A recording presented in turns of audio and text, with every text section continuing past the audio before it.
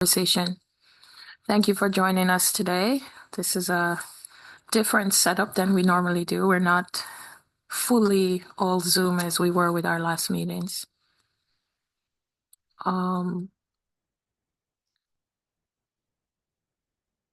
Okay. So, welcome today. We're really excited to have this conversation about social discontent. This is part of our principal series. So, if you've been joining us, this is our third one. My name is Betty Ann Bryce, and I work in the rural unit here at the OECD. And today our panel is slightly different. We're really excited to have a focus on this conversation where we're zooming in on the Netherlands. And so with that in mind, just a few housekeeping rules. It's the same that we follow for all our meetings. We invite you, the chat is open. We invite you, of course, to introduce yourselves and tell us who you are and where you are watching us from. We also would like you to put your questions in the chat. So when you have a question for one of our speakers, just put their names and direct the question to them. And then we will in our question and answer session, we will respond to all your questions. And of course, have the conversation going in the chat as you normally do. We are very excited about how you use the chat. So we want you to do that here today. We're going to open with opening remarks. So I'm going to introduce everyone as they come up. So we'll start with Gerben Bierman, Head of Just Transition in the Ministry of Agriculture, Fisheries, Food Security, and Nature. I hope I didn't leave part of that out. With that in mind, I invite him to just kind of set the stage for us by providing us with some opening remarks. The floor is yours, please. Just turn on the mic. Just press. Thank you very much, Betty Ann, and thank you all for joining us today. First of all, thanks to the OECD for hosting this event. José Enrique, Betty Ann, really appreciate it. And it was, I think, exactly 1 year ago, almost really exactly 1 year ago, that we had a very nice event on the same subject, rural areas and rural discontent, with some very interesting presentations as well.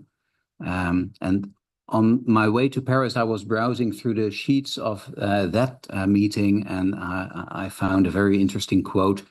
It wrote, "Places that do not matter." And of course, I was struck by it because I think we can all agree that rural areas are places that matter very much, very important. A lot of people living there in the Netherlands, but in other countries as well, working there, building up their lives, raising children, growing old. And they are areas with very unique qualities. So therefore, the Department of Agriculture, Food Security, Fishery and Nature in the Netherlands is also very interested in the future of rural areas, and therefore as well in the topic of rural discontent. We are working on very large challenges when it comes to biodiversity, nitrogen, water, climate, and the future of agriculture in rural areas. But I think even more important than all these topics alone is what you could call a just transition. So these are very big changes for rural areas, and I believe it is very important to make these changes together with everyone living in these rural areas.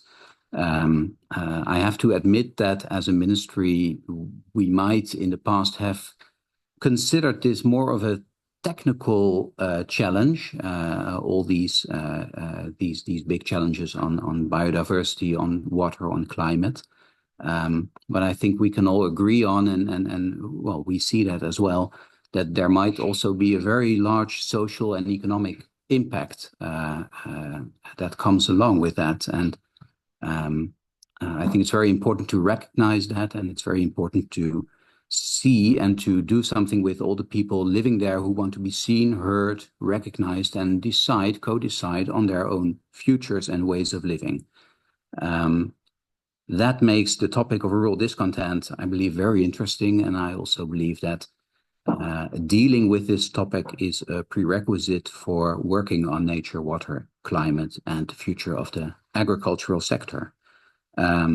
The Dutch government recognizes this in what we call our regeerprogramma, the document of our current administration, and is working on making more specific what to do on these topics by the first quarter of next year. I'm very happy that there are two vice governors of the Dutch provinces present today as well, because this is a topic that is we really have to work very closely with our regional governments, with our local governments as well. And of course, I'm very happy with the OECD, who is providing us with a lot of knowledge, a lot of scientific basis to focus our policies on. Therefore, also looking very much forward to today's presentations and the reflections that will follow that. And I suggest we start with that very quickly, and looking very much forward to today. Thank you. Thank you so much for that. And just to start the conversation today, we collaborated with the Dutch government to do a report, which is being launched today and is available. So many of you may have the links already, that kind of looks at this issue through the prism of some inequalities and provides already some early learnings that we hope to go deeper on with feedback from everyone in the room, as well as everyone listening online. So we encourage you to provide us with your thoughts on where further research is needed. But we want to understand a bit what's driving rural discontent. So this report, we hope, starts a conversation that will continue. And so to give you a sense of what's in the report, our deputy head of the Regional Development Division, as well as the head of the rural work here, Enrique Garcilaso, will introduce the report and give us kind of a keynote and extensive kind of information for you to kind of pick apart and discuss, I hope. So the floor is yours, Enrique. Thank you, Betty-Ann, and welcome to the vice governors here. And great thanks for the Netherlands to support this work. I think for the OECD, it's a very important topic that, as I will take you through my slides, it has become more important in recent years, because this topic of discontent, it's something that we've seen since the global financial crisis. And it's something that it's not just a minor issue, but it can really destabilize entire countries. So it's something that I think more governments are paying attention on, understanding a bit the causes of this discontent, and more important, what to do about them. So that's why we're here today. I will focus on some main results of the presentation of the reports that Betty-Ann mentioned. And this report, it doesn't come out of the blue. You know, we've been doing quite some work at the OECD looking at rural reviews. We've done about 13 reviews, about 13 countries. We also have conferences that we meet about twice a year. The last one was in Cavan, Ireland. And then we have a wide range of thematic studies. We've done one on service delivery, another one on enhancing rural innovation. So all of this work gives us a pretty good idea about the diagnosis, the policy design, and the implementation. And based on this review, we developed two major frameworks. In 2006, we created the new rural paradigm. 2019, this new rural paradigm has evolved to the latest publication about rural well-being, a geography of opportunities. And after we launched this report, the one that we will be presenting today is a bit work that has been evolving. And as Betty-Ann mentioned, this is an ongoing discussion. We were going to be heading into next year, into our latest iteration of rural development with a big meeting that we have at the ministerial level. So I think these are the sorts of topics we want to tackle more systematic and also bring to the table to ministerial level meetings. So the first thing that I would like to focus is very essential. When you talk about what is rural, you get different responses. And in some countries, it's not just responses, statistics are very different by different agencies. And the truth is that the traditional way of measuring rural was basically you would define urban, and the leftover was rural. And without naming any names, there's many countries that still operate under this notion. But in reality, our societies and our systems are much more complex. The boundaries between urban and rural are very blurred. And as you go from a large city like Paris or metropolitan area, you go towards the peri-urban places, you go towards maybe places that have a functional urban area. Outside of the functional urban area, you have rural settlements that are close to the functional urban area. Then you have towns, and you have the rural. So all of these boundaries are very intermixed. It's very difficult to really take a line and say this is urban and this is rural. So from our side, the first thing that we do is we need to define this complex picture better. For this, what we have done is we define 3 types of rural regions. So first thing that we do is we operate on the notion of functionality. So we define functional urban areas. And outside, we say, if you're a functional rural that is close to a big city, that's very different than if you're outside of the functional urban area that is close to a medium-sized town. That is very different if you're in the remote places. So in this sense, rural is very diverse. So the first thing that it's important is to recognize this diversity. And this is the definition that we have applied to our regions all across the OECD. And what we find is outside of the metropolitan, we have about 30% of total OECD populations, about 350 million, live in rural places. The second part that's very important is that the majority of these have a strong relationship with the urban. So about 80% of those are in close proximity to large cities, and only about 8% of the total population live in some of these remote places.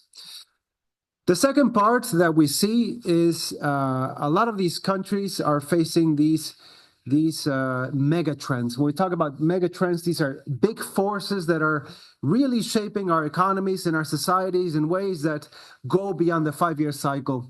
So when we talk about mega trends, we think about demography, digitalization, globalization, urbanization, climate change. These are things that will remain with us. And the first of all, on demographic change, we see that in all OECD countries, we are urbanizing. The share of urban over the last 20 years has increased in all OECD member countries except in Greece.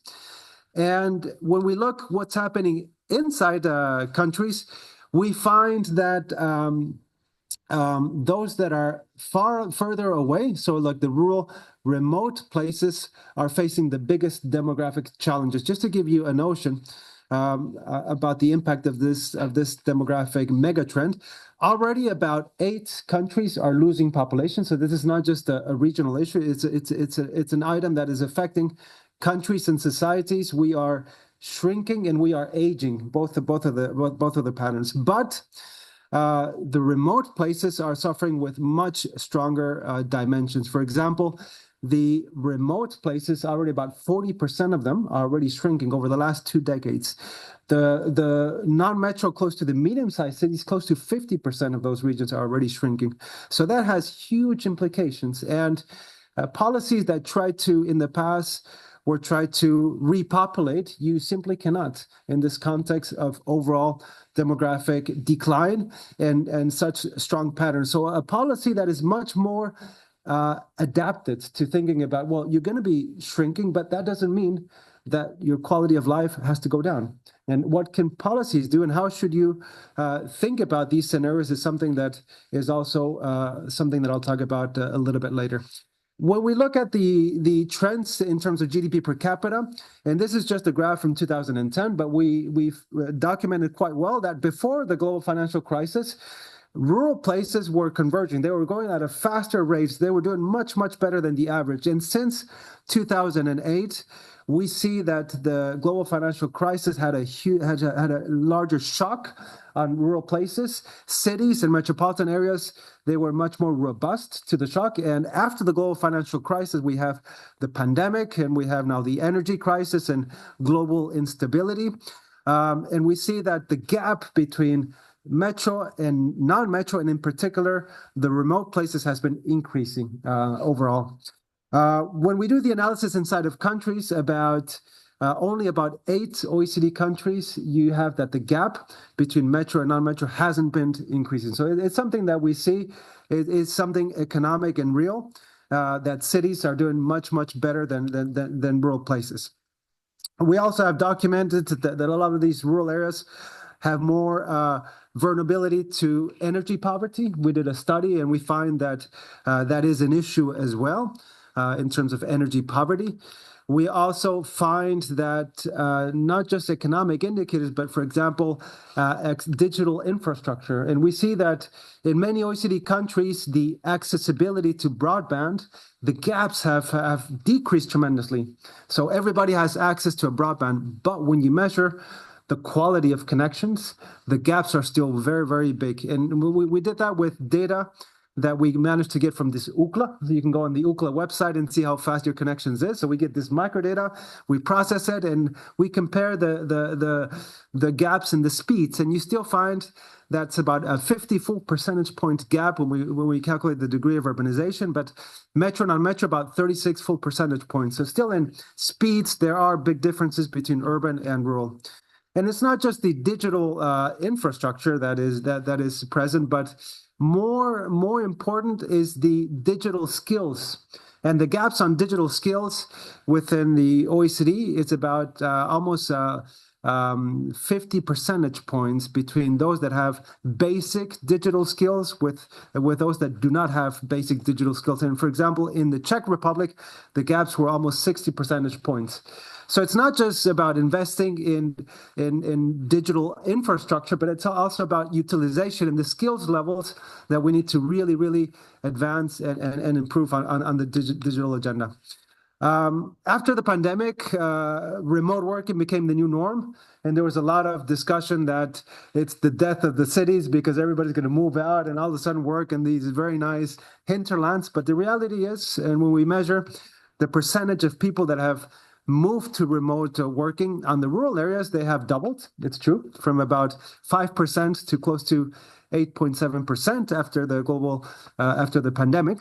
But in the cities, it has more than tripled, and in towns and semi-dense areas, it's more than doubled. So you see that there's an overall movement towards remote working, but that's not the panacea. And when you look at a lot of the rural places, you do find these places that attract a lot of the digital nomads. But you have many, many rural that nobody wants to go because there's lack of housing, there's a lack of connectivity, and so forth. So that's also something that is important. It is an opportunity, but it's not going to be the solution for many of these rural places. Another very important gap is PISA scores. This is perhaps one of the most famous indicators from the OECD, and we managed to get data at some national level to compare the gaps between urban and the rural. And one of the most famous results of PISA is that it's mainly driven by socioeconomic factors. That is your parents, your environment. About 2/3 of the PISA scores are driven by that. So when we look at the gaps just between, and this is the reading scores, we get about 48 full percentage points in the gaps between urban and rural. That's about a full year of schooling. After controlling for socioeconomic indicators, a lot of the gaps are reduced, but still about 21 full percentage points. So there's still significant gaps on skills of 15-year-old kids. Health, we've been measuring also gaps in health, and this is both surveys reporting problems to health by different income levels.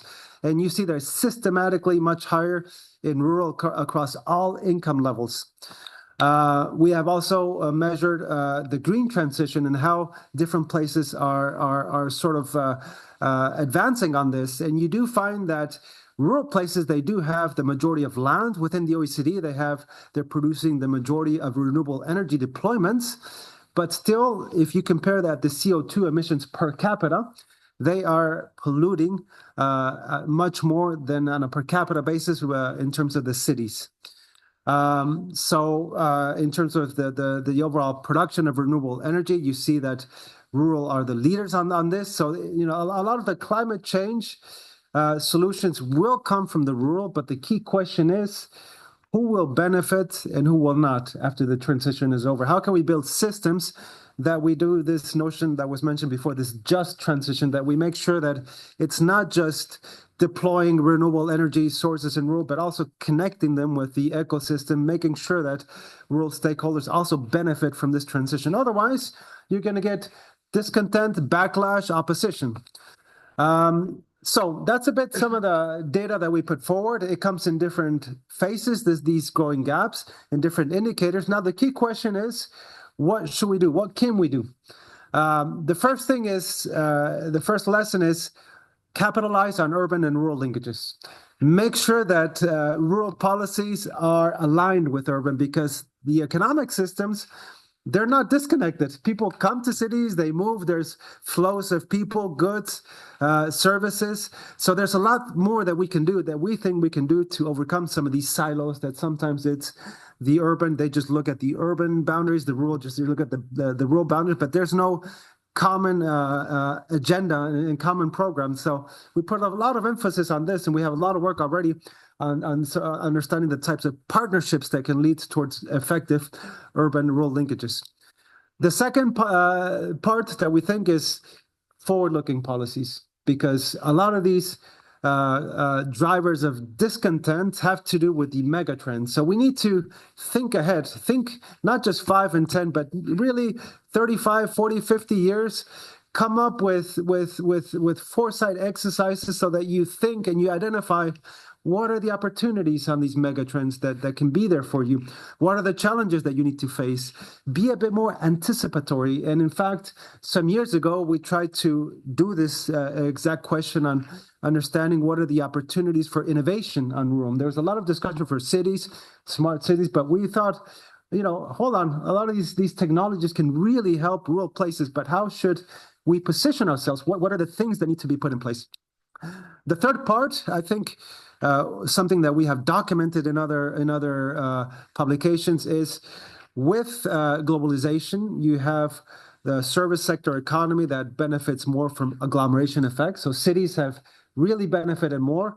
Rural have become in competition with emerging economies. So it's no longer, you don't have a cost advantage on production.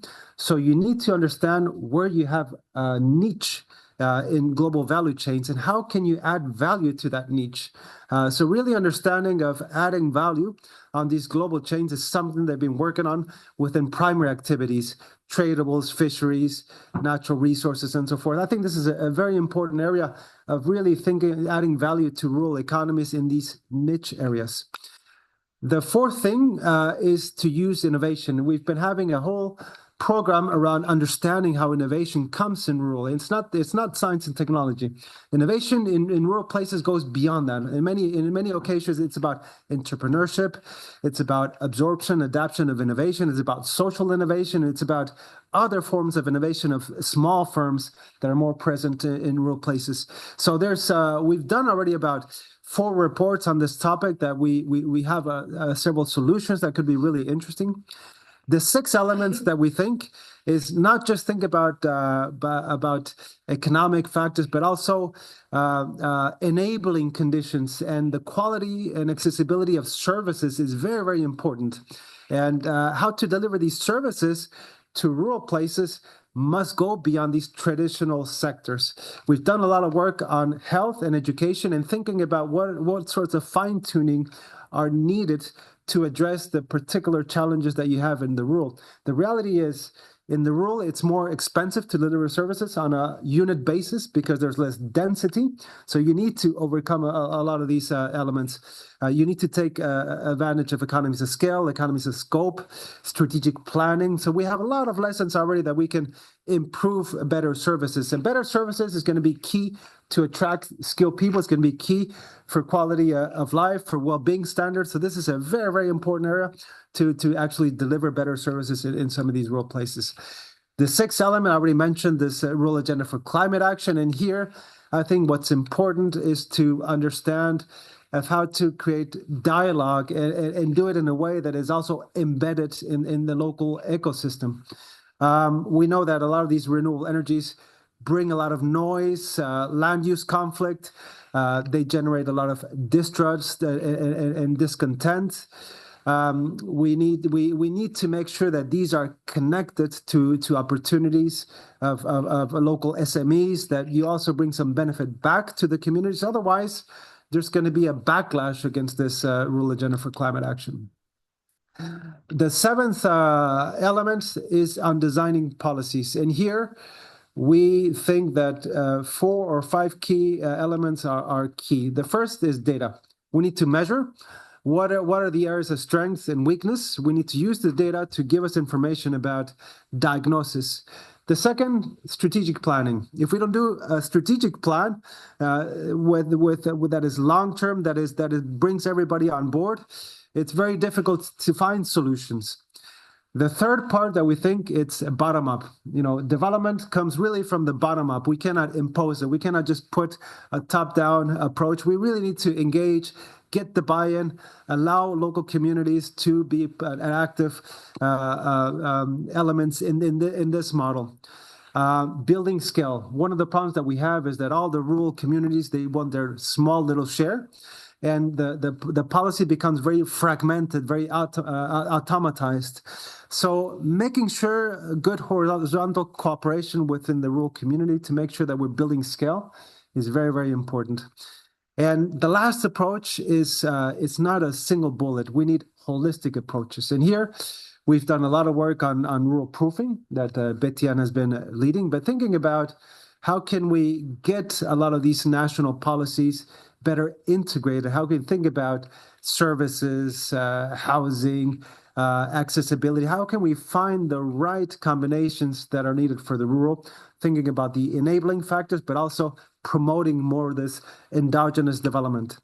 The eighth element that I think it's important is to really differentiate and recognize the diversity of rural.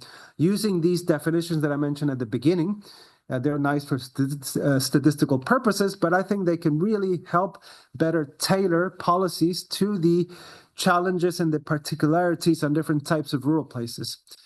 The ninth element that we bring together is this focus on well-being. And when we think about the well-being of people, we need to focus on solutions for the economy, for the social, and the environment. And I think that's really something new when we think about rural policies. The traditional forms are thinking about sector. So putting the emphasis on the people and this well-being is something that we think can really address some of this discontent. And the final ones, just to give everybody awareness that we have some principles on within the OECD, principles on rural policy. So we're not starting from zero. We can really help and use some of those principles. So I think that's a bit my presentation. I'll give it back to you, Betienne.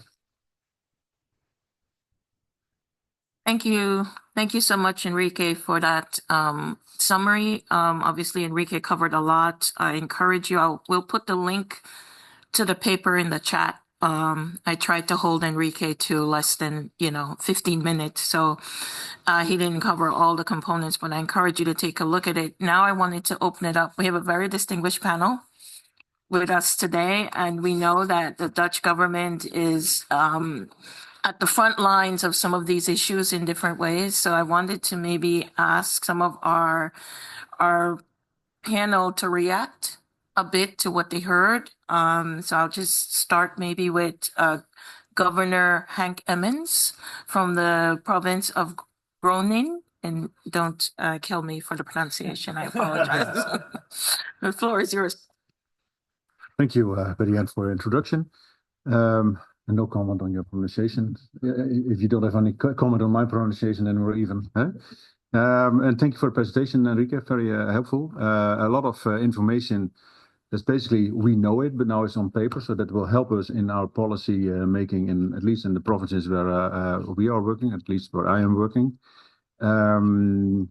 You address a few problems, and there are other problems. And in the introduction, my colleague from the Ministry, Geben, said from places that do not matter in your introduction. And then there's also a question from me is, to whom do they not matter? They matter a lot to the people that live there. And that's the main topic, that I think is addressed here. From whom is it a problem, and to whom does it not matter? If the people are working there, they have huge problems. And a few things, what Enrique told us about the digitalization, being able to connect to the broad way and the internet connections is very important for rural areas to be connected. So we should invest in those topics, I believe. We also should invest in better working places. There was also a discussion present in the part of the presentation about the jobs and the number of jobs and the remote working areas. If you can work from home. In the rural areas, it's mostly industries that are working on handmade materials. So you cannot work from home because you work in a factory. So the statistics prove that it's right. People in the rural areas have more jobs that work with hands, and handwork cannot be done in the office at home. So that's I share the conclusions. And the next step is from how do we implement progress also in rural areas. And then speaking of rural areas, we have a lot of them in the northern part of the Netherlands. It's a big remote, not remote. It's we have a few big cities, and the rest is smaller cities and towns, and a lot of spaces between them. And that's a lot of issues that can be addressed too, and not issues on the bad side, but also on the positive side. So I see it different ways. Thank you. At the moment. Thank you so much, Governor. And I think that's a very valid point about some of building up, strengthening some of those connections. Maybe Governor Duistra, Friso Duistra. How close? No, quite close. Thank you very much. Thank you very much. And Mr. Bierman and Mr. Gazzilazzo, I hope I pronounced it right. Thank you for your introduction also on that. It gives us a lot of information. Some of it is really new. Some of it feels like we're talking about all those topics every day throughout the day within our regions. Let's start with, I don't know if it's literally saying by somebody in history, but I think everybody wants to feel appreciated. Everybody wants to feel that you are loved. And somehow it feels a little bit soft maybe. But I think with that in your mind, you know that everything you do in different kinds of policy, you have to know that fact. Because if you don't pay attention to people outside certain areas, it doesn't matter if it's rural or urban, people will not feel loved. And then whatever kind of policy will be there, people will not accept it. So I think the social feeling of discontent within Europe at this moment and also within our country comes from that fact. I'm very pleased to see your second topic on what is rural. Because the Netherlands, I think a lot of people who are in the Zoom session will think like, yeah, that's basically one state city. And maybe we don't have any rural areas in our country. But we have our facts, we have our administration boundaries, etc. Within the Netherlands, we both are from a rural area on Dutch scale. So I was very pleased when you just pronounced the different types of rural and urban, etc. Let's focus on two things. One of all is what can we do? Make it very specific. So your data analysis, your research is very, very well, very, very good. The next step is most crucial. 9 out of 10 times, offices on a national scale, and this is not a complaint, I know how it works. Offices on a national scale and offices on an international scale make such research. And then afterwards, everybody applauds because it's a very important topic. But then, what happens next?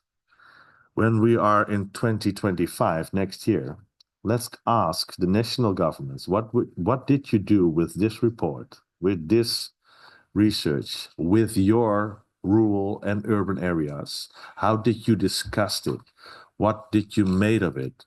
What is your action letter in all those 9 topics you had? What is your action on that? How can we learn from the follow-up? Because everything you pointed at is very important. And that could help us with the 7th point you mentioned, the bilateral contact between national and regional governments to continually discuss with each other. And then in the Netherlands, I will use some Dutch words, sorry for that. Elke regio telt is like every region counts. It's a literary translation. It's always a bad thing to do that. Sorry for all the listeners, but every part of the country deserves the same attention. If you look at the investment, it always goes to where do we invest, where the most of the people live, where the direct economic effect is the biggest at that moment.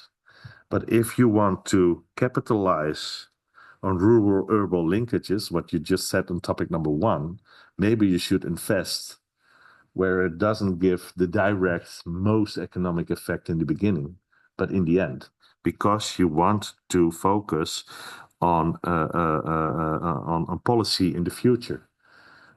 You pronounced it that let's focus on real issues, way strategic issues in 20, 30, 40, 50 years from now. Well, let's start by investing at places where you can really make a difference in 50 years from now. To give an example, it isn't quite a big solution to build a next train line in the midst of the city of Amsterdam or between the city of Amsterdam and Rotterdam.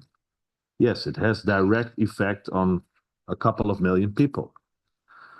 In the end, the trains will be full again, and Amsterdam will grow and Rotterdam will grow.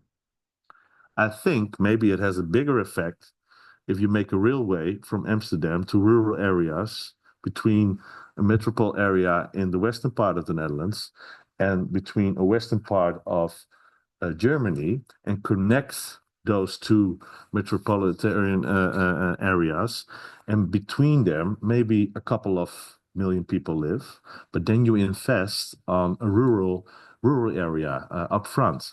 So that's only one example, because in the end you will always lose when you just wage between inhabitants in a certain region or under direct economic effects in a certain region. So that's my primary reaction on this report, and hopefully I started right with more abstract and strategic, like let's take care of each other in solidarity, and then look from small to big. Thank you very much. Thank you for your comments. And I'll give Enrique an opportunity at the end to come in and react. But I do think it's a good point about thinking about holding governments to think about how do you act. I think that's a really important point for all of us to consider. I want to encourage folks to put their questions in the chat, because we're going to open it up at the end of the panel to hear from a number of you that are listening online. And I want to turn it now to, I should be able to get your name correctly. So that would be Dr. Bram Volpen from the University of Amsterdam. And I'm asking you maybe to give your reactions. Thank you very much, Berlin. And thank you very much for inviting me here today to talk about this important topic. Basically, my response or my reflection contains four points. It's an important topic to put on the political agenda. The key strengths of this paper, particularly, topics for further discussion, which I also, Enrique, would invite you to reflect on, and for the problems and solutions, and then we also come in the policy realm. I'll try to keep it brief. First of all, congratulations also on publishing the report. I think the report really succeeds in showing that inequalities within country regions have steadily increased, and places it in context related to rural discontent or the geography of discontent. So why is this a relevant topic?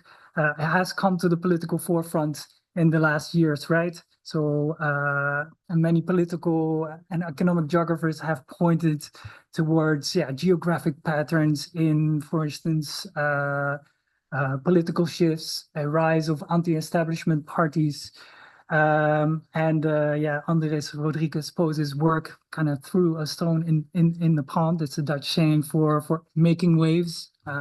His paper about places that don't matter. And I do think that also these words matter in what kind of words you frame. So many studies have followed since then, right? And yeah, so there's a concern of this deepening polarization and high levels of political distrust, and which there's a prominent role for geographic divides.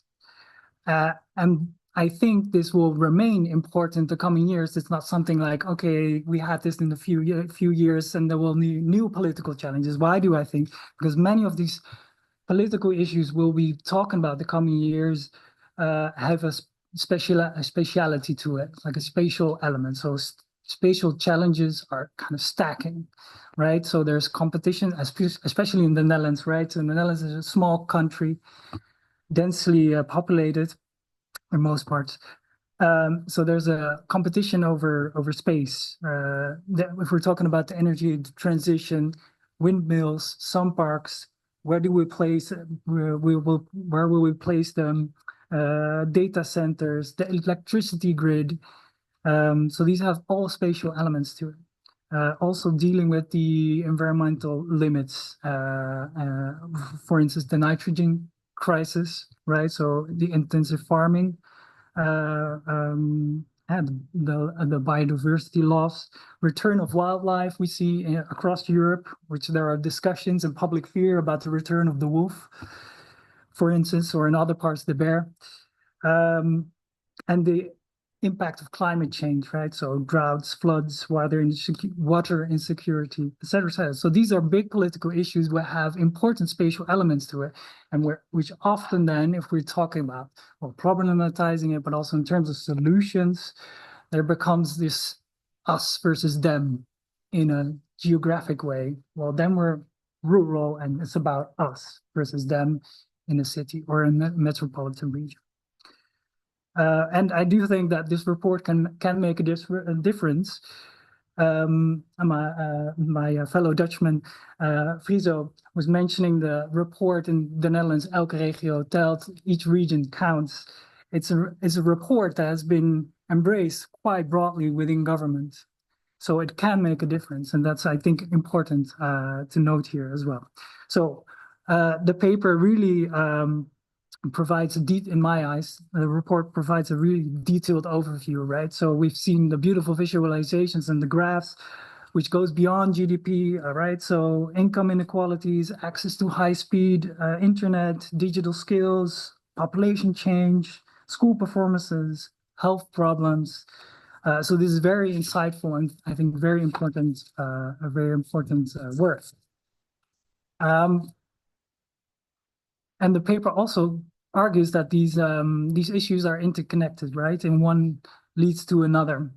For instance, if we talk about health, that health issues are more prominent in areas with older populations, which is generally the case in rural areas, in which already these public services are under pressure because of population loss and aging. So this is, has a sort of reinforcing effect. So what are topics were also for further discussion? First of all, I was thinking very much about a concept which is called the rural penalty. And the rural penalty basically argues that sparsely populated areas are poorly served by markets just because there are fewer people. Yeah, it's a bit provocative to call it perhaps a rural penalty. So rural areas face disadvantages in accessing critical infrastructure, so high-speed internet, et cetera, et cetera. But there's also, and this is really interesting to also link it to the report, right? If we talk about high-speed internet, which is a new kind of service, it's usually in sparsely populated areas, it's difficult to get them there. In the Netherlands, you could see that it was relatively equal. Regional inequalities were very small. Why is that? Because there were many community initiatives from these rural areas seeking collaboration with these providers, but they had to do it themselves, right? It was not by the market and also was not by the government, at least not in the beginning. And then even there was this phenomenon called of leapfrogging, in which, yeah, there was even the internet speed in these rural areas then became even faster than in certain urban areas, in which some old urban areas are also difficult to for road constructions and change that. So that's an interesting point also, I think. Then another point is that discontent is it's really a tricky phenomenon. It's broad. So what exactly is the discontent we are talking about? So people can be discontented about for various reasons. For instance, a form of expressing discontent is voting for anti-establishment parties is often put out there, which can be related to what's going on in the region, but doesn't have to, right? It can also be about, let's say, nationwide issues.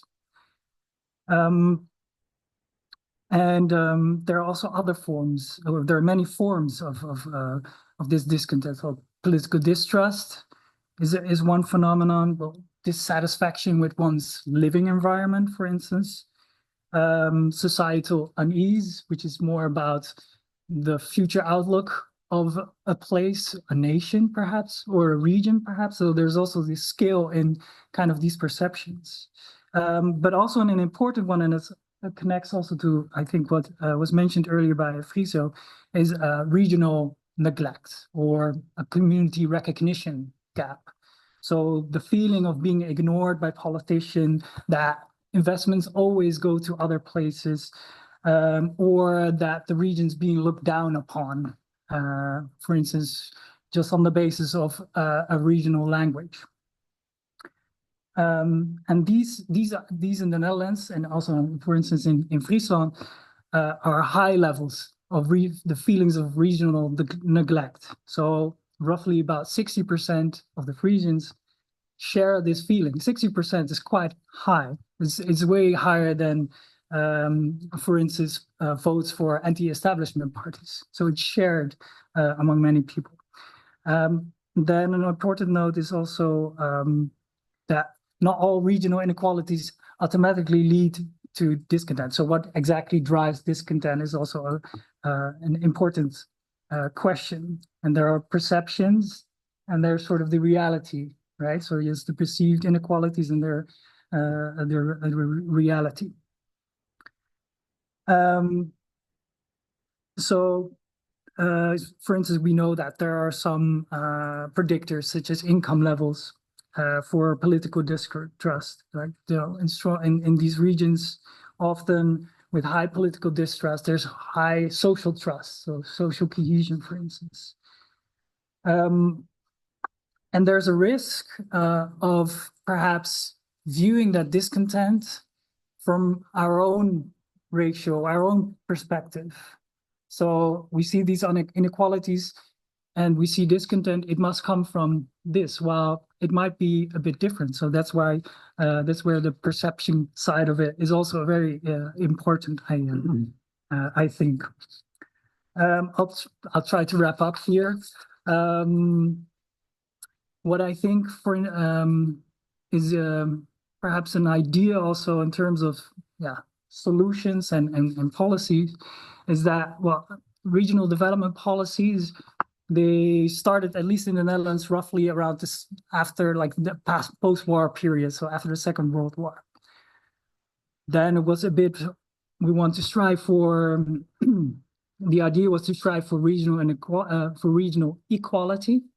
And then from the 80s on, there was a bit of more efficiency thinking, back the winners, not the losers, right? Perhaps now, at this time, we should focus on, let's say, minimum standards rather than unlocking growth potentials particularly. So first focusing on safeguarding certain basic services such as education, public transport, healthcare, so hospitals, GPs, and connectivity in terms of digital connectivity, et cetera, et cetera. I do have a few other points, but I'm sure we'll come to it when we have a panel discussion. So, So now, thank you for that. I think you raised a number of important points. I wanted to come back a bit to this idea of perception and the drivers of discontent. Why we think this paper is a good moment to open that conversation is to get to that point. Is what are the drivers of discontent? Because I think you raise a point that you can have a number of things happening in a region, but it doesn't rise to the level of discontent. So then what is fostering that extra, issue? And it's also linked to well-being. So I'm gonna ask the chat now, ask our audience to start raising their hand so that I can see if you have questions, because we are gonna open this up to bring you in. Yes. And while you're doing that, I'm gonna ask some of our panel here to react to some of that. So Governor, you have the floor, please. Thank you. Responding to the problem of discontent, I believe there was always discontent in rural areas. It's always been there, ever. Only it's now coming to a surface because there's a lot of problems from the urban areas have to be addressed in the rural areas. So it's becoming more and more and more problems are facing in the rural areas, and people are getting more anxious to speak it out. And that is why rural discontent at this moment is thriving, to say. It has always been there, ever. There's always a big rivalry between the towns and the cities. It's always been there. But the last 10 years, it's evolving. You see it in every country. Here in France, we see it with the yellow jerseys. In Holland, we saw the farmers protesting with the tractors in the middle of the cities. But the limit is there. We crossed the borders of what can the rural areas accept from the plans from what you call establishment. That's what's happening. People say, well, enough is enough. But it's been there forever, discontent from the rural areas regarding to the cities. Enrique, did you want to react to some of what was discussed? Yeah, maybe a couple of reaction points. I think the governor of Friesland, you're very right on the importance of implementation. And what we see many times is we might go to a place where they know the diagnosis, they know the action plan, but they can't get it through. So this part about governance and implementation is in many cases the bottleneck, So, and I think that's why it's so important not just to be satisfied with things on paper, but put in place either monitoring mechanisms or some sort of ways to measure progress, real progress. And that's where also data is important. So I think, going back to my first element of why I think, measuring, for example, our next series is a measuring well-being in rural. But, that can serve to identify, yes, where are your strengths, your weaknesses, where are your priorities, but also as a way to monitor. Are you making progress? Yes or no? Well, let's look at the data.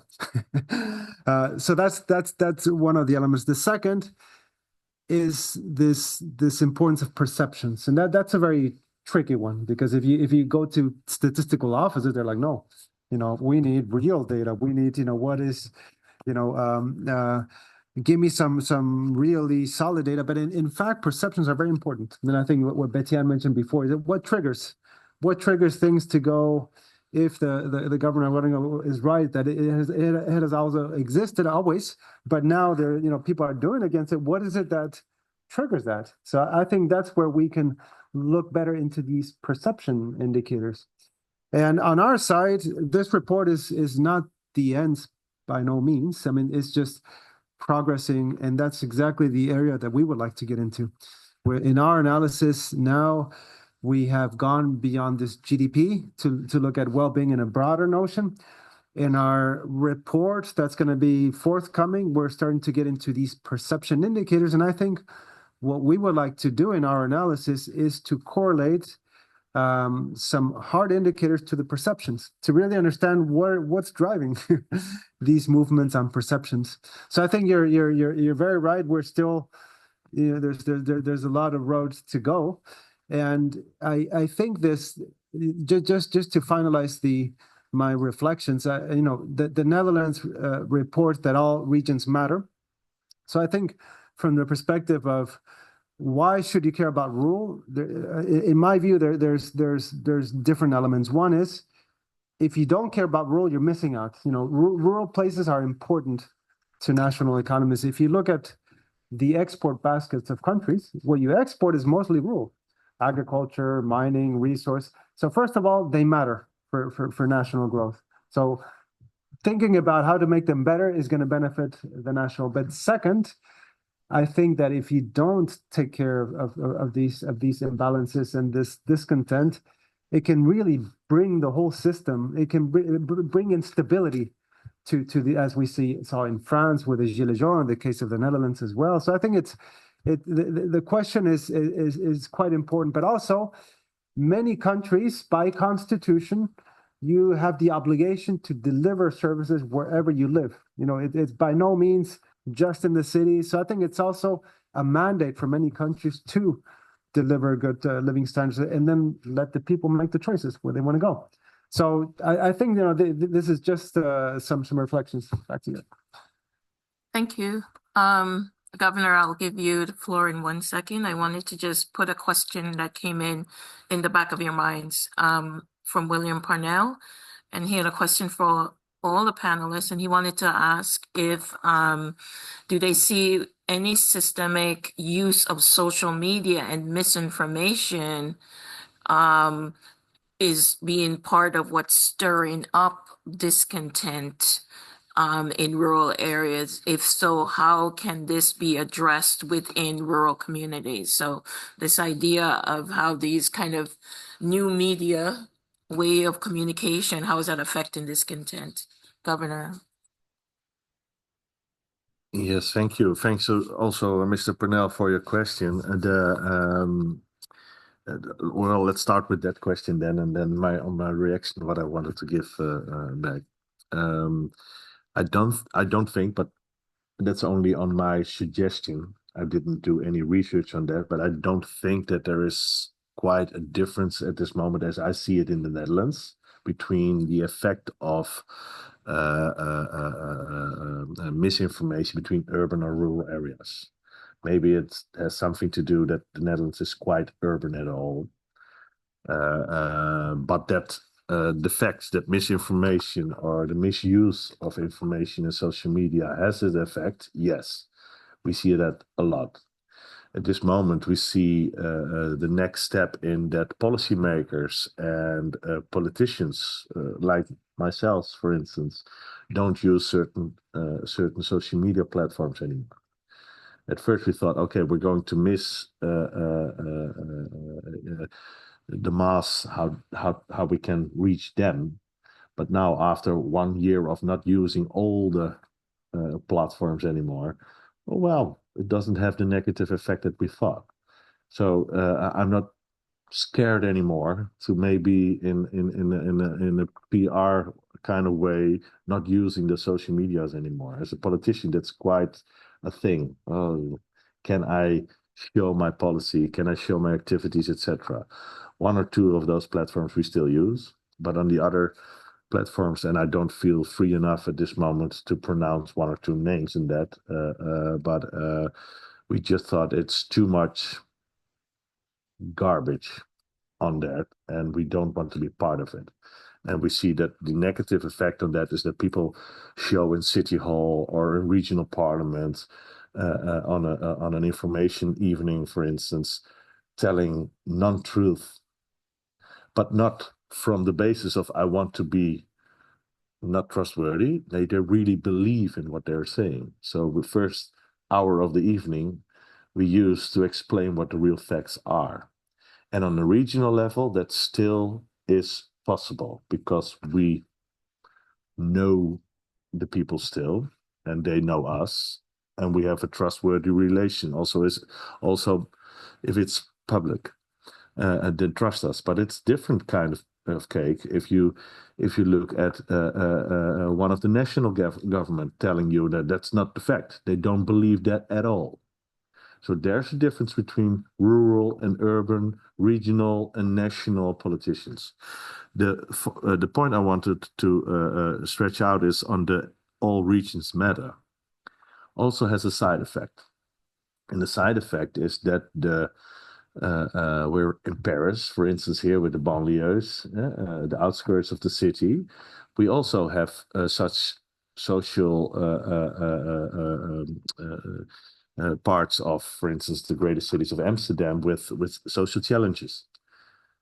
The city of Amsterdam, the city of Rotterdam, etc., the urban spaces of our country, all say, oh, that's also a region that matter. So where we thought as rural areas that all regions matter would give us a slight advantage in new policies. Now in politics, we see that it's gaining more and more within the social vulnerable pieces of the big cities. Acceptable in the way because they have challenges over there, but on the other hand, another phase in no attention for the rural areas again. So you see the negative effect on such a thing as every region counts. Thank you. Thank you for that. And I'm going to use moderator's opportunity to ask my own question, which is linked actually to this idea of communicating bad news. There is a tendency, not all policies will, most policies will affect rural in some way.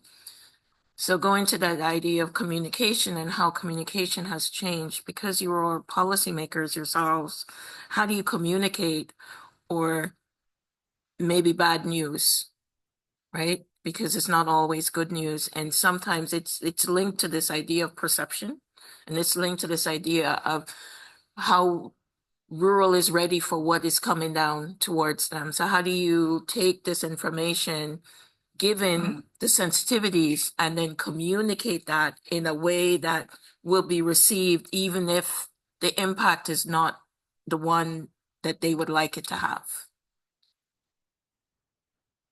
What I learned back home when I was still younger than I'm today, let your yes be a yes and your no be a no, and start with it. It's no problem to start with bad news. Just tell it. The problem with politicians, also for my own political parties, etc., is that they use too much words to let it sound beautiful. But on the other hand, it isn't good. It isn't beautiful sometimes. So start with the real story. I have bad news for you. It's this and that. On the other hand, we're going to try to tackle it or let the impact be as less as possible negative in this and this manner. But just say that. And I have a huge respect for, especially you have national, regional, and local, and especially this we can learn from local level politicians. They're really with the boots on the ground. They're really into it. Just tell how the stuff is, and not talk in policy ways. And it sounds easy, but once you get into the system, it's getting more and more normal to talk in words used in national policy and in scientific reviews, etc., etc. It's logical, but don't do that. Start with the truth. Start with the naked facts. And it's hard, but the only thing to do it is do it.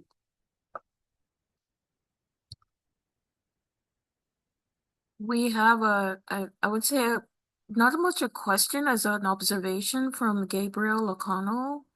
And he says that the current tendency to move away from the area-based and bottom-up approach to rural development is seen as disenfranchising rural citizens. Any reactions to that comment? Yes.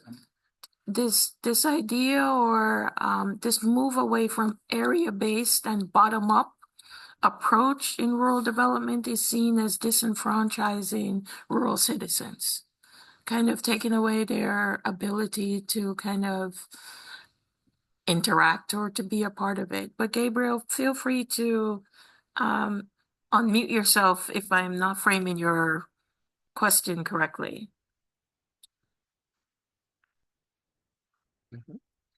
Hi, Betty Ann. Yes, no, I think you've summarized it fairly quickly there. And just to add, I suppose for those of us working in programs like the LEADER program, we see, local development strategies being implemented by the community and voluntary sector by local citizens from the bottom up, using the area-based approach as being critical to, I suppose, dealing with these issues of discontent and making sure that people feel part of the developmental process.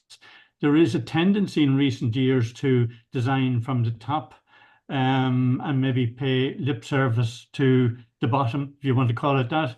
And look, I suppose rural people are very innovative if they're approached, if they're involved, and programs like LEADER have demonstrated for 30 plus years that if you involve people, ask them for their suggestions, their solutions, you will be really surprised with the creativity and the goodwill actually that you will get back as well, which feeds into this whole issue of discontent. Thanks. Thanks. And I think he speaks to this idea of co-designing policies with your stakeholders. So any reactions? Please go ahead. Yeah, you have to co-design it with the stakeholders. My neighbor here addressed some issues in rural areas, not only rural areas in the countries, but nature and nitrogen. We can meet those goals by saying, well, you have to do this. By government, you have to do this, otherwise you will be punished. What you do in our province is we turn it around. If we have to do this, how can we contribute? Just by making it small, in local areas. What can we do? What do we need here about water conservation? What do we need here about nature conservation? What do we need here for the farming?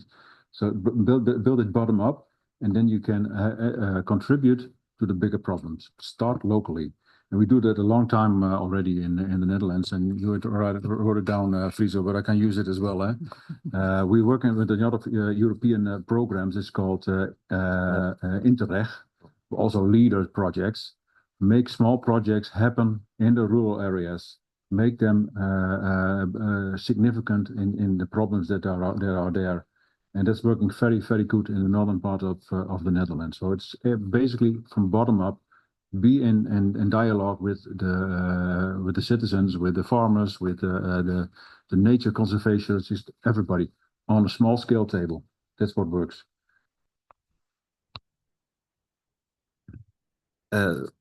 Really, that what colleague Emmons also said. One of the suggestions you have in your report is bottom up, and leader is, per example, as also the questionnaire just spoke about, from the idea of bottom up, but it's a centralistic way of thinking how we can help bottom up ideas. So make sure you really know how it works on a local level. I'm a fan of the leader idea, but I'm also, as a regional minister, responsible as chair of the regional leader projects. And then I see that our inhabitants are wrestling with the fact of all the bureaucratic ways they have to fill in, all the questions that started at a real good intention on how to help local issues. But in the end, the language here in Paris or the language in Brussels or the language in The Hague is not the real same language as 10 different tiny little villages in our region.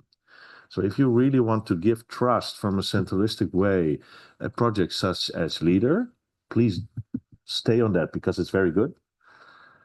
Give them trust. And on the bureaucratic way, in the Netherlands, we have like on every authority level, we have our own accountants. We are accountable on it. Personal also within our parliaments. We check it 3 times a year. Why do we need an extra check for a centralistic accountant from another level on a European level, etc.? It is a waste of money and time, and it gives the feeling that we don't trust each other. So it's a good thing, leader. Don't misinterpret my words. It's a good thing, but we can make it even better. And there is a big chance with all the cohesion funds that Europe is going to say, well, let's make all the funds centralistic and use it via the capitals in the national levels. And then regions will not see anything of it anymore. But that's on the EU level, not on the OECD level. But that's how we see it at this moment. Yeah, I can only concur what's already been said, but to add to that, especially in communities, whether it's rural or perhaps in certain urban areas where the government feels a distance, it's important to know that it's very difficult then to come as in a government and say like, this is what we're going to do. So rather seek that co-design in approaching those areas. To add to that, sometimes as also we're talking about these kind of places, I think words and labels they really matter. So especially using negative labeling, like for instance, shrinking regions, it kind of has a stigma to it. And then for instance, when I did my field work and I was speaking to some people, so I do my interviews, and they were talking about the social housing, and they were rebuilding social housing, but instead of so they rebuilt 5 social housing projects, but instead there were 3 that came back. So they were saying, yeah, but so this is shrinkage, right? So this is kind of artificial. It was literally artificial shrinkage. What we're seeing here, it's shrinkage that's put upon us, rather than people don't want to live here anymore because they see people, especially younger people, that want to have a home for their own. But in the Netherlands, there's a housing crisis which is quite expensive. It's not affordable. So these labels, they can have an effect, right? So like, are we a shrinking region? But what about these new regulations that kind of force? So it's also a matter of a perception there, that I think in terms of government communication is also good to sort of realize that it has this mechanism to discontent as well, right? So, yeah. Thank you. I think a colleague in the chat here concurs with you, Fiona Morrison. This is more of a comment than a question, but Fiona, feel free to unmute yourself if I don't phrase this correctly. But she says living and working in the Western Islands of Scotland, which has seen the greatest number of returning young people over the Scottish Islands, it's important not to position rural as being more difficult. For example, vis-a-vis service delivery when people are dispersed. So it's basically the point is how we are framing things as a negative can work against what we're trying to do with rural. Mm-hmm. Fiona, I hope I got that right, but again, feel free to unmute yourself to share.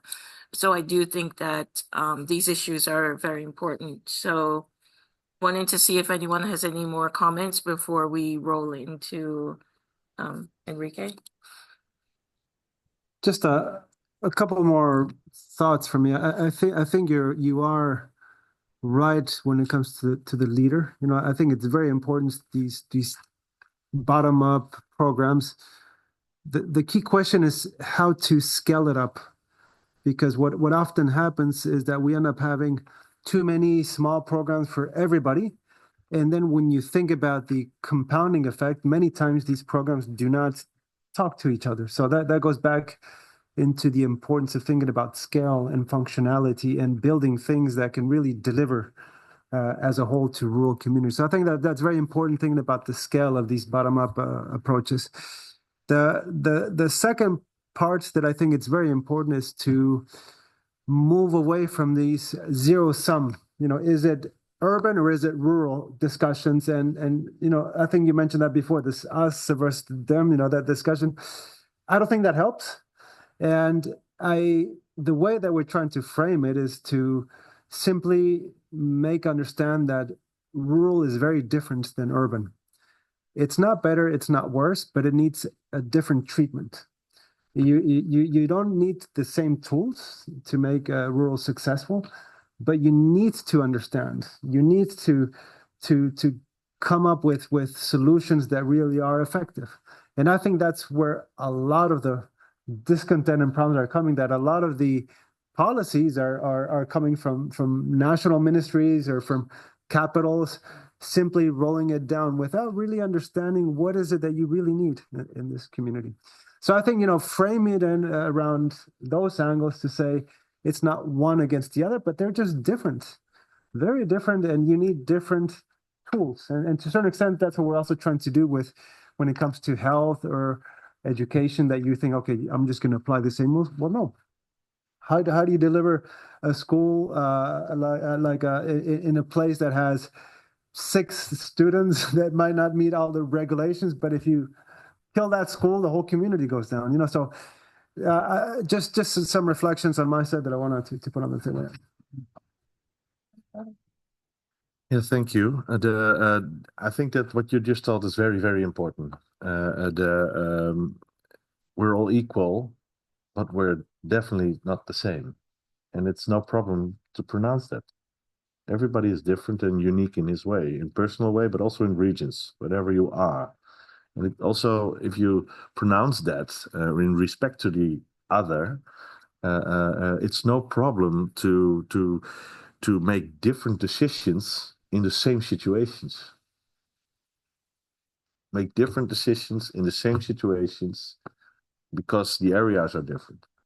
And you're all equal in that. But that's also, I think, the underlying foundation of why it's a good thing. It should be legal, etc., to invest in areas where just lesser people live, and the economic effect is less direct, etc. That's the foundation beneath that, and that's what we see, what we don't see enough. On the part of innovations and scale-ups, etc., besides the funding like LEADER, etc., but also on European scale and international innovation funds, a lot of the times it goes innovation. So from nothing to something new. Make something new, you want to innovate on that, you get some money for stimulation. But in our case, in the northern parts of the Netherlands, and I know for sure in a lot of countries in rural areas, SMEs are like 80 or 90% of the total of companies, or companies where people work. Scale up for an SME is also innovation, maybe on an already proven technology, but scale up from little to bigger is also innovation. And a lot of international and national subsidies and monies and funding, all those words and all those topics together, are only for innovation. And for instance, European innovation money is always for new things, but not for the scale-up size. And SMEs need scale-up support on that. So that's one of the, I think, a very, how do you concrete, yeah, very visible examples of how such things work in our region. Thank you. So I want to keep us to time, and we have 10 minutes left. So what I wanted to do maybe is to give the floor to Jesper Dalhuizen, who is a member of the OECD delegation here for the Netherlands. And I wanted him to maybe share some, I'd say closing remarks, but maybe some key points from the conversation that stands out for him. Wow, it's too many. It's too many. I'm afraid. No, I'm really happy that we did this, because this shows the strength of the OECD. That means sharing knowledge, sharing results, and this is also a very hot topic which is not finished yet. And I want to thank you to German in this team, because we initiated it 1 year ago. So I hope we will continue. And to be honest, it was also for myself a personal experience good to get out of my Randstad bubble or my Paris bubble. But I've seen many of those gaps, and because I'm married to a Frisian in the region, and I saw that the government was moving away. Also, the public services were moving away. So I feel this. What you can feel it, you can observe it. But for me, it was feeling you observe it in the OECD. So I hope that we can go on with this work together with other regions who have the same issue, is to see and to show the strength of the OECD's work, and to go for better policies for better lives, which is the mission of the OECD. And yeah, I have so many thoughts. I don't know how to start. I have to structure it. I didn't have to structure it. So I would like to finish. Maybe I would give the floor to others to finish it, to one of you to finish it with your thoughts and what we could do to bring this further. I will turn it over to Enrique first, and then I will. Yeah. You know, he's my boss, so, Oh. so I can't say anything that, you know, he doesn't co-sign, you know. No, But I would say that a few things that stands out. This is the beginning of a conversation. One of the things we would like to do is to understand more what's driving discontent. We think that it's linked to well-being. So the conversation we're having in our next discussion, and this is part of that series that we started, is to go deeper with the help of our stakeholders that are listening to understand what are those indicators that are missing. How do we better understand if rural is happy, and if they're not happy, what's driving that, and how do we measure that? So that's the conversation we're going to have on the 26th. We're also going to have a conversation about urban rural, a series of conversations starting with the one we're having on the 11th that tries to understand what those connections are. And, you know, the first connection is within agriculture, but then there are other connections. So what are those urban rural connections? How are we maximizing them? Where are we missing opportunities to grow that, or to shrink that, or to kind of, you know, link to that? And this is all linked to policy. So first you have to understand these dimensions before you can go to action, and then policy practices. And so this is the start of that conversation. We are taking all that feedback and we're taking it forward. And of course, we have a lot of work that we are doing already. And that's where I'll give the floor to Enrique, because he can articulate all of those different dimensions to that. But we see this as the start to a conversation that will continue. And then, of course, we have a larger report that we're gearing up to do around strengthening rural policy. That's not the title, that's the placement holder for the title, I should say. And there again, I think, you know, Enrique can kind of fill in those gaps. So Enrique can take that. No, I think you summarized very, very well. I mean, just to add a couple of more elements, you know, as I mentioned, I think this is a road. By no means we are finished. We are doing a lot of work on 4 fronts, I would say, in addition to this report. One is on the work around delivering services. And I think that is very, very key. So we started to first of all, the first thing that we did is to measure how much it costs. You know, when I mentioned it costs more at the marginal, it's not that I'm making these things up. We have figures of how much education and health cost at different geographies. And the nice thing that we can do is these costs, we can estimate the future costs based on population projections. So what we wanted to do with this data is to use them for scenarios, to say, okay, you are living in this region. This is how much population you have now. And one of the best data quality that exists that we can project is population trends.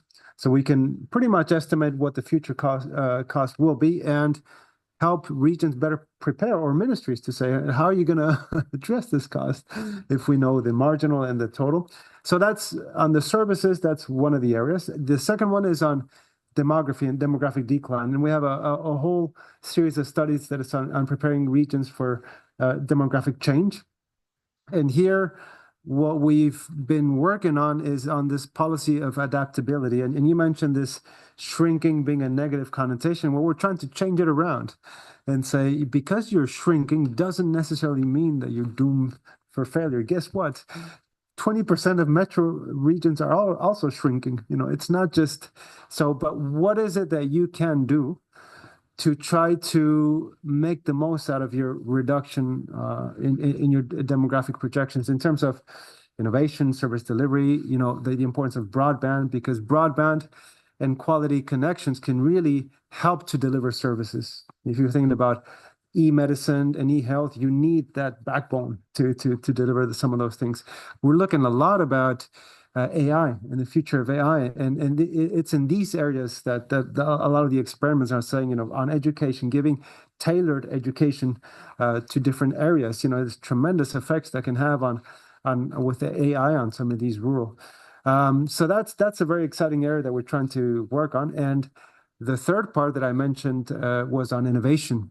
And I think the debate about innovation is very much dominated by science and technology. But guess what?